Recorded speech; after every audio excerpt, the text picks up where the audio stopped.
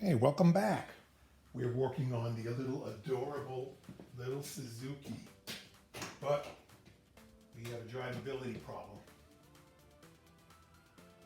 Open the hood and it's hidden in the glove box. Easy access. This thing won't idle. It'll barely run and drive. I mean, you could drive it, but it drives horribly. It's a 1985 with a 59.2 cubic inch engine. So that's like less than 1 liter. It's a really early 1985 in the US, which didn't have the 1.3 liter motor. And had a little difficulty obtaining a carburetor kit for this. The closest one I could find was in Puerto Rico. And I had to wait about 5 days to get it. So we're gonna pull the carb off, give it a thorough cleaning, and put it back on.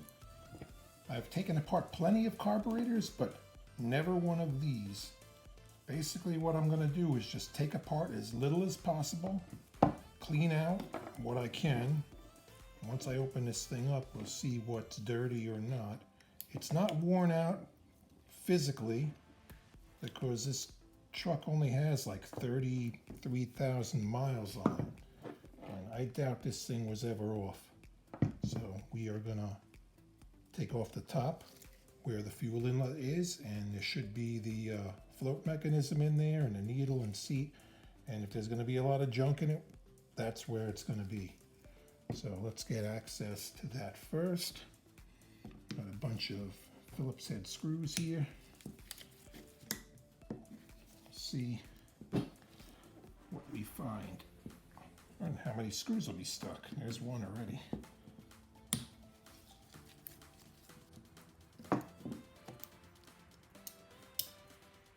Leave the screws in the bracket so I know where they go.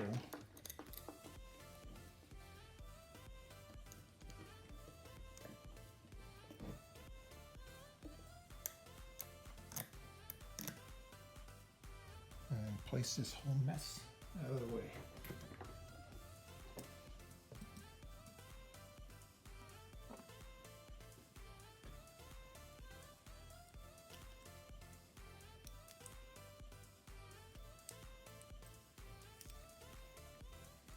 Okay, it doesn't look that bad, but if you look in here,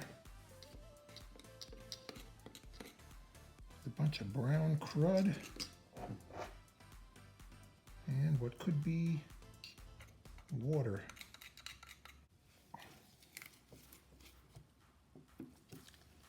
This was still squirting, but we need to clean out the passages that run back and forth.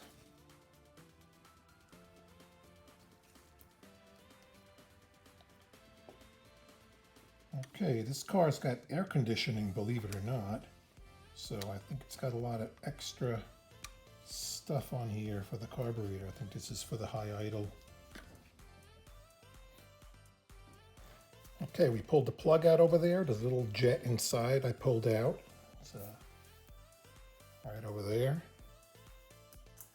There's a plug on the top here, and there's another jet, or maybe emulsion tube if you want to call it that. That's in there. The kit comes with a new one. And I believe that other new jet was in there too. Now, with everything disassembled as much as we can, we're not pulling any of the linkage off or anything off. We're going to spray carburetor cleaner in all of these little passages and then spray them out with compressed air. There is an idle mixture screw right under this cap over here. I made a little cut with a hacksaw and then popped it out. And you got access to this jet here. We are going to screw it in, count how many turns it goes in. I believe that this needle might be the replacement for it, so it'll stick up higher now. Not 100% sure. So first we will screw it in to see how far it is, the bottom out, and then we'll take it out and clean it. And if not, we'll put it back the same way it was.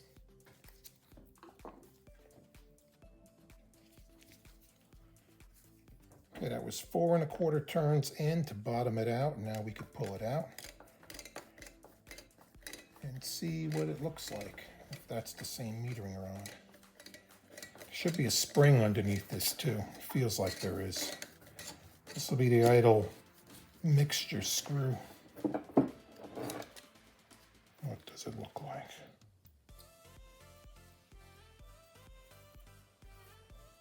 Now we can clean everything. As I'm spraying through a lot of these passages, you can see junk coming out. So there's definitely stuff stuck in here, and particularly the idle circuit. I forgot, we got to clean this up too. Pull the pin on the float, take the float out. We'll wash that off. This gasket comes off, and here is the needle and the seat. The seat for the float's being a real pain in the butt. I have it mounted in the vise, and I'm going to heat it up with a torch a little bit around here, not a lot, just to get it warm. And I got to get a screwdriver with like a wrench on it to give it a little more torque. Just frozen in place. Okay, heated it up and was able to get it out, and if you look, there is a little screen filter on here, last line of defense, and there is a whole bunch of crap in there.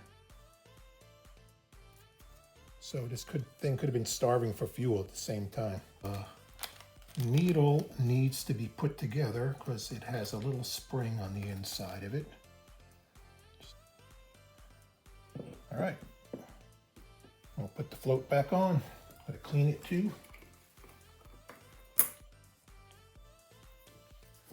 Float's back on. Obviously it's gonna be working like that. Fuel comes in, fills up the float, and then stops. That's pretty close to where it was. I didn't take an actual measurement of the other one, but my ball, that should be good. Parts in the Venturi I did not take out. I just blew carburetor cleaner in through them and blew them out in reverse. They should be fine. It was running before, just really wasn't idling well. So I think most of the problems here are with the idle mixture circuit. We got a new jet that goes in here, or emulsion tube, whatever you like to call it. So we have a new one in here. This one looks... All right, this was the main jet. Let's look to see if it looks like it's the same size or not.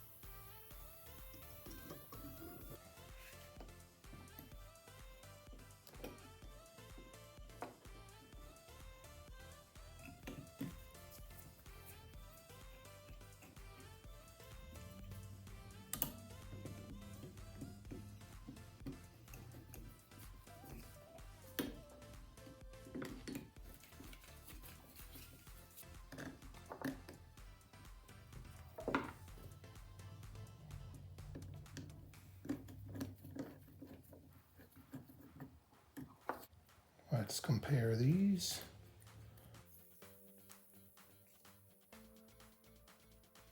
We're going to bottom this out. I counted 4.5 turns on the old one, and we'll do the same on this.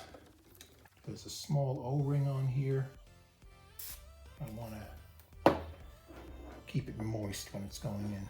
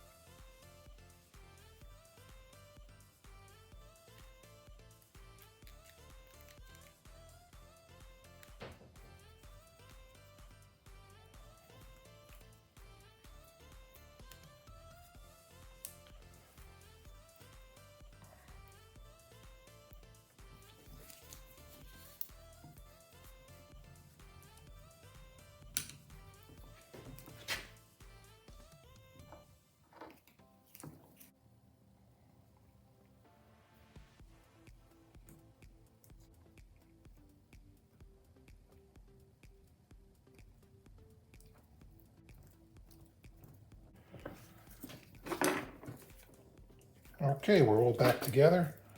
Before I throw this on, I want to crank over the engine and see what the fuel looks like coming out of the fuel tank.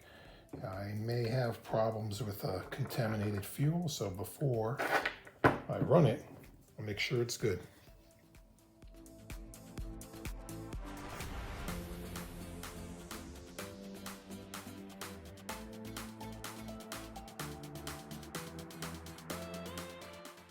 We are gonna crank it over first. The bowl's gonna be dry and hopefully it'll start up in idle. Well, let's give it a shot.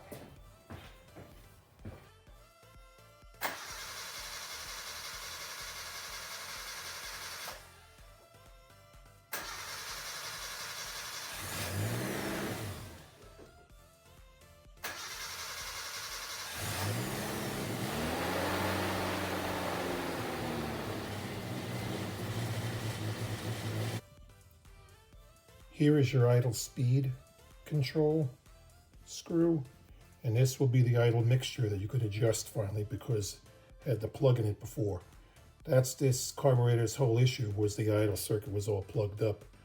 Before you put the carburetor on, make sure this is screwed out most of the way, almost all the way. You want the throttle blade completely closed, so if you look through it, there's no light coming through it, and then you'll be able to adjust this. If you have this open too much, this will not work. You'll be sucking fuel through the venturi of the carburetor. So make sure the carburetor is 100% closed, and then you can adjust your idle mixture. And only adjust that as a last resort.